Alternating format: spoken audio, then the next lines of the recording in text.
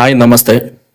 V Ravichandran ಅವರ ಅತ್ಯಂತ ಮಹತ್ವಾಕಾಂಕ್ಷೆಯ ಮತ್ತು ಪ್ರಯೋಗಾತ್ಮಕ ಚಿತ್ರ ಅಂತ ಹೇಳ್ಬೋದು ಗುರು. ಕತೆ, ಚಿತ್ರಕಥೆ, ಸಂಗೀತ, ನಿರ್ದೇಶನ, ನಿರ್ಮಾಣ ಎಲ್ಲವೂ ವಿ ರವಿಚಂದ್ರನ್ ಅವರೇ ನಿಂತು ಜವಾಬ್ದಾರಿಯಿಂದ ನಿರ್ಮಿಸಿರ್ತಕ್ಕಂಥ, ಇವರ ಕನಸಿನ ಕೂಸು ಅನ್ನೋ ರೀತಿ ನಿರ್ಮಿಸಿರ್ತಕ್ಕಂಥ ಚಿತ್ರ ಗುರು. ಯಾವ್ದು ಆ ಚಿತ್ರ, ಏನಾದ್ರೂ ವಿವರ ಅಂತ ನೋಡೋಕ್ಕೂ ಮುಂಚೆ ಯಾರೆಲ್ಲ ನನ್ನ ಚಾನಲ್ನ ಸಬ್ಸ್ಕ್ರೈಬ್ ಮಾಡ್ಕೊಂಡಿಲ್ವೋ ದಯಮಾಡಿ ಸಬ್ಸ್ಕ್ರೈಬ್ ಮಾಡ್ಕೊಳ್ಳಿ. ಹಾಗೆ ಬೆಲ್ ಬಟನ್ ನ ಕ್ಲಿಕ್ ಮಾಡಿ ಲೈಕ್, ಶೇರ್, ಕಮೆಂಟ್ ಕೊಟ್ಬಿಡಿ ಅಂತ ಹೇಳ್ತಾ, ಏಕಾಂಗಿ ಸಿನಿಮಾ ಗುರು. ನಿಮ್ಗೆಲ್ಲ ಗೊತ್ತೇ ಇರ್ಬೋದು, 2002ರಲ್ಲಿ ತೆರೆ ಕಂಡಂತಹ ಏಕಾಂಗಿ ಚಿತ್ರ ಅದ್ಭುತ ಯಶಸ್ಸನ್ನೇನು ಪಡಿಲಿಲ್ಲ. ಆದ್ರೆ ಬಿಡುಗಡೆ ಆದಾಗ ಒಂದು ಕ್ರೇಜ್ ಉಟ್ಕೊಂತು. ಏಕಾಂಗಿ ರವಿಚಂದ್ರನ್ ಅಂದ್ರೆ ಒಂದು ಡಿಫ್ರೆಂಟ್ ಕತೆ, ಒಂದು ಡಿಫ್ರೆಂಟ್ ಕಾನ್ಸೆಪ್ಟ್ ಇರ್ತಕ್ಕಂಥ ಚಿತ್ರ. ಅವ್ರು ಕೊಡ್ತಕ್ಕಂತ ಸ್ಟೋರಿ ಆಗ್ಬೋದು, ಅವ್ರ ಕತೆ ಆಗ್ಬೋದು, ಪ್ರತಿಯೊಂದನು ಒಂದು ರೀತಿ ವಿಭಿನ್ನವಾದ ರೀತಿಯಲ್ಲಿ ಇರುತ್ತೆ. ಅವ್ರು ಹೇಳೋ ಸ್ಟೈಲ್ ಅವ್ರದೇ ಆದ ಒಂದು ಸ್ಟೈಲ್, ಲವರ್ ಬಾಯ್ ಆಗಿ ಕಾಣಿಸ್ಕೊಂತಾರೆ ಅನ್ನೋದು ಎಲ್ಲರ ಮೈಂಡ್ ಅಲ್ಲೂ ಇತ್ತು. 1 ಮಾರ್ಚ್ 2002ರಲ್ಲಿ ಚಿತ್ರ ಬಿಡುಗಡೆ ಆಗುತ್ತೆ. ವಿ ರವಿಚಂದ್ರನ್, ರಮ್ಯಕೃಷ್ಣ, ಪ್ರಕಾಶ್ ರೈ, ಇನ್ನು ಸಾಕಷ್ಟು ಕಲಾವಿದರು ಈ ಚಿತ್ರದಲ್ಲಿ ನಟಿಸ್ತಾರೆ. ಸಿನಿಮಾ ರಿಲೀಸ್ ಆದಾಗ ತುಂಬಾ ಯಶಸ್ ಕಾಣುತ್ತೆ ಅಂತ ಎಲ್ಲರೂ ಅನ್ಕೊಂಡಿದ್ರು. ಹಾಗೆ ರವಿಚಂದ್ರನ್ ಕೂಡ ಅಭಿಮಾನಿಗಳ ಮೇಲೆ ಮತ್ತೆ ಕರ್ನಾಟಕ ಜನತೆ ಮೇಲೆ ತುಂಬಾನೇ ಆಸೆ ಇಟ್ಕೊಂಡಿದ್ರು. ಬಟ್ ಆ ಸಿನಿಮಾ ಅಷ್ಟು ಯಶಸ್ ಕಾಣಲಿಲ್ಲ. ಒಂಟಿತನದಲ್ಲೇ ಸುಖ ಕಾಣುವ ವ್ಯಕ್ತಿಯ ಜೀವನಕ್ಕೆ ಒಬ್ಬ ಮಹಿಳೆಯ ಪ್ರವೇಶವಾದಾಗ ಆಗುವ ಮಾನಸಿಕ ಬದಲಾವಣೆಗಳು, ಸಂಬಂಧಗಳ ಅರ್ಥ, ಈ ಎಲ್ಲದರ ಸುತ್ತ ಸಾಕ್ತಕ್ಕಂತ ಒಂದು ಕಥೆನೆ ಏಕಾಂಗಿ ಸಿನಿಮಾ. 80 ಲಕ್ಷ ವೆಚ್ಚದಲ್ಲಿ ನಿರ್ಮಿಸಿದ ಭವ್ಯ ಗ್ಲಾಸ್ ಹೌಸ್, ಗಾಜಿನ ಮನೆಯಲ್ಲಿ ಈ ಚಿತ್ರನ ನಿರ್ಮಾಣ ಮಾಡ್ತಾರೆ ವಿ ರವಿಚಂದ್ರನ್ ಅವರು. ಕಂಠೀರವ ಸ್ಟುಡಿಯೋದಲ್ಲಿ 100 ಜನ ಕೆಲಸಗಾರರು, 40 ದಿನ ಶ್ರಮ.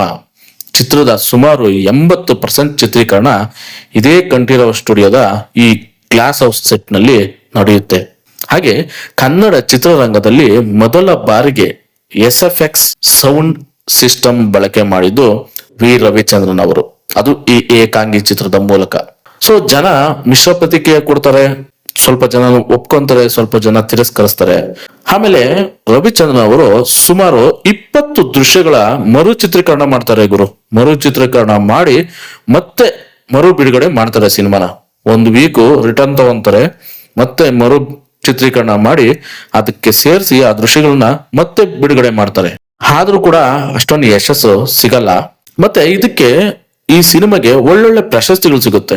ಕರ್ನಾಟಕ ರಾಜ್ಯ ಚಲನಚಿತ್ರ ಪ್ರಶಸ್ತಿ 2001, 2002ರಲ್ಲಿ ಅತ್ಯುತ್ತಮ ನಟ, ಅತ್ಯುತ್ತಮ ನಿರ್ದೇಶಕ, 2ನೇ ಅತ್ಯುತ್ತಮ ಚಿತ್ರ, ಒಟ್ಟು 5 ಪ್ರಶಸ್ತಿಗಳನ್ನ ಈ ಸಿನಿಮಾ ಪಡೆದುಕೊಳ್ಳುತ್ತೆ.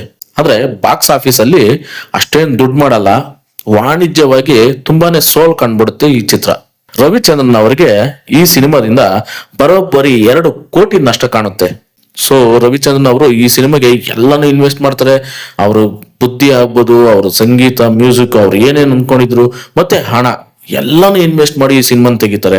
ಆದ್ರೆ 2 ಕೋಟಿ ನಷ್ಟ ಆಗುತ್ತೆ ಈ ಸಿನಿಮಾದಿಂದ. ಅಭಿಮಾನಿಗಳು ಕೈ ಹಿಡಿಯಲ್ಲ, ಸೊ ನಷ್ಟ ಅನುಭವಿಸ್ತಾರೆ.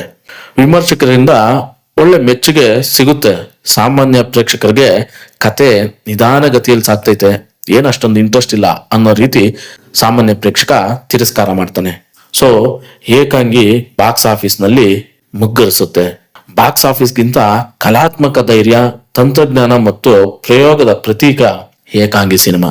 ಸೊ ಈ ಸಿನಿಮಾನ ರವಿಚಂದ್ರನ್ ಅವರು ತುಂಬಾನೇ ಕಷ್ಟಪಟ್ಟು, ತುಂಬಾನೇ ಶ್ರದ್ಧೆಯಿಂದ, ತುಂಬಾನೇ ಹಣ ಖರ್ಚು ಮಾಡಿ, ಇವರು ಕಲ್ತಿರ್ತಕ್ಕಂತ ಸಿನಿಮಾ ಇಂಡಸ್ಟ್ರಿಗೆ ಬಂದು ಇವ್ರು ಏನು ಕಲ್ತರೋ ಅದರಲ್ಲಿ ಎಲ್ಲವನ್ನು ಈ ಸಿನಿಮಾದಲ್ಲಿ ಪ್ರಯೋಗ ಮಾಡ್ತಾರೆ.